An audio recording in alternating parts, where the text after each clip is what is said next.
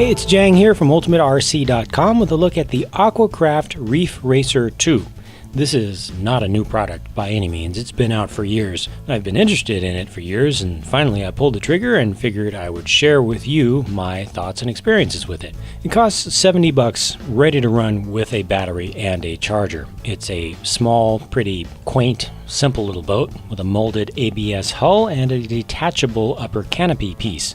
When you take off that upper canopy, it reveals these two watertight hatches. Rotate each of those 45 degrees and they will pop right off, unveiling the inside. As you can see, it looks a little bit messy on the inside there, a little bit old school. You don't have a whole lot of direct physical access to the stuff that's in there.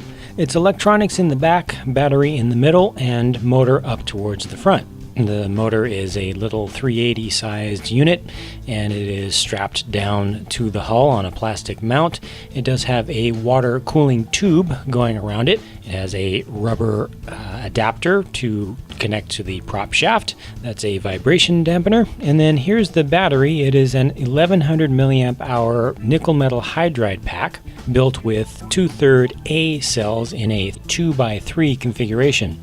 Back here you can see the mini sized servo, and the black box over on the right, kind of tucked underneath the deck a little bit, is an all-in-one unit. That's your radio receiver and your ESC. A charger is included, but it only hooks up to the cigarette lighter adapter in a car. There's no AC adapter. This does have peak detection, and it takes about a half an hour to fully charge a battery. The radio controller is a 27 MHz AM unit, and it's as simple as they come. It has steering trim, and that's it. Being old school 27 AM, it has a nice little fencing sword that it comes with. You can consider that a free bonus. I always tub test boats before taking them out to open water just to make sure everything's going okay. And here you can just see that it does have some self-righting capabilities. If it capsizes and just goes underwater a little bit, it will bring itself right back up. However, if it stays underwater for too long and that canopy area stays submerged, it can get to a point where it won't self-right, and that's because the canopy itself starts to fill up with water. The hull is completely safe and dry on the inside, but it does need that extra air bubble up top. The good news is that after lots of playing around like this and keeping it inverted and submerged, there's almost no water inside. It's literally about 2 drops that came around the edge. Okay, unleashing it. That's it. Did I mention that it's $70 RTR and has a nickel metal hydride battery and a small little brushed motor? Yeah, it's not particularly fast.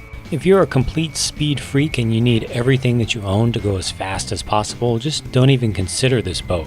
Yes, you can do a brushless conversion, and a lot of people have, but honestly, if you want to go fast, get a boat that's designed to go fast. What I think is awesome about the Reef Racer 2 is that because it's not particularly designed to go fast, and it actually turns really well, this is something that you can literally race around in a pool. And I'm talking small above ground pool. And it handles really nicely for its speed and its size and its shape. It makes a nice round wake around the edges, kind of curves the water over.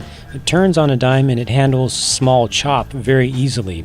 The hull has a pretty smooth underside to it and a relatively large flat area towards the transom compared to something like a deep V hull, but it still is very stable and cuts through chops and small little wakes without bouncing around too much. Also, because the propeller is fully submerged, it's pretty quiet to run around. It's sort of a calm person's speedboat. Now, if you do have a large area of water to run this around in, it does have the range to get out there far enough that it becomes difficult to see what direction it's traveling. I did not measure its maximum range, but it's definitely plenty far enough that you can easily lose track of just what's going on with the boat before you'll lose radio reception. Your mileage may vary because it does have an AM radio on it, and that is susceptible. Oh, hello, butterfly.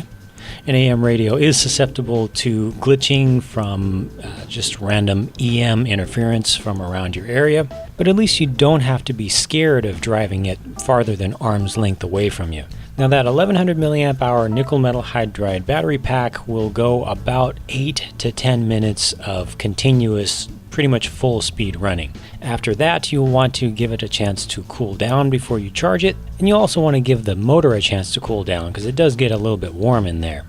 Now this footage is of the same boat again, but running on a LiPo battery. This is a 2-cell 1500 milliamp hour LiPo from an airplane that I just happened to have lying around. It did not fit in there very well, but it was good enough. You can probably find a LiPo in a shape that will fit with a higher capacity. The boat is definitely a little bit faster with a LiPo in there, and of course you can get more runtime by putting in a higher capacity battery. But please do note that this boat does not have a LiPo detection circuit in it. There's no low voltage cutoff. So if you don't know what you're doing and you just get careless, you can completely ruin a LiPo battery in this boat. It won't stop you.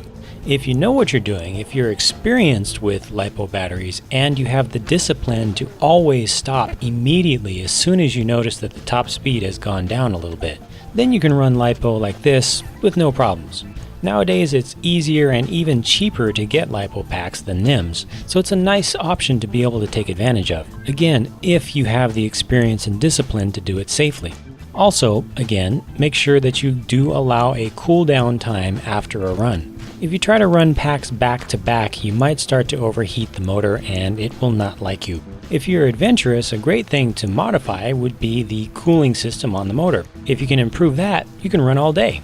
This last bit of footage right here is by far my favorite. This is running on a shore of the San Francisco Bay in California, directly open to the Golden Gate and to the Pacific Ocean. This is a type of driving that you're just never going to be able to do with a proper racing high-speed boat or hydroplane or something like that. This is where the Reef Racer is at its happiest. It loves this rough water. Ride the crests of the small waves, surf down them, jump over them. It just soaks it all up, and it's so much fun to do. It doesn't mind getting a little water over the top, and as I showed you earlier, it will self-right itself as long as it's not held under the water for too long. Of course, if you are going to do something like this, you do want to take some precautions. Make sure that the wind is coming towards you and not going away from you. Make sure that the waves are coming into you. Make sure that the current is not going out. That's why. You want to make sure the waves bring you back if you wipe out. What a fun little boat. For 70 bucks, I think this was a great value. I've gotten great entertainment out of it, and I think that it would bring a lot of fun to people of a wide range of ages and interests. If you want a super fast boat for glass-like water surfaces, obviously this is not for you. But if you want to be able to have an actual fun competitive race in a small pool, or if you want to be able to do this, hey, there might be a better choice than the Reef Racer 2 out there on the market. I haven't seen it yet, and I guarantee you it's not much better than this. So thanks very much for watching. That pretty much wraps it up for this review and my thoughts on the Aquacraft Reef Racer 2. If you're into RC boats or just getting into them or interested in starting, and you tend to come around the URC forums from time to time, don't be afraid to drop a post in our RC Boats and Watercraft forum. Oh, and by the way, if you didn't like this video, please be sure to hit thumbs down on the video on YouTube. Or if you did like the video, go ahead and hit thumbs up. Either one's a big help to me, and I appreciate the feedback. Catch you later.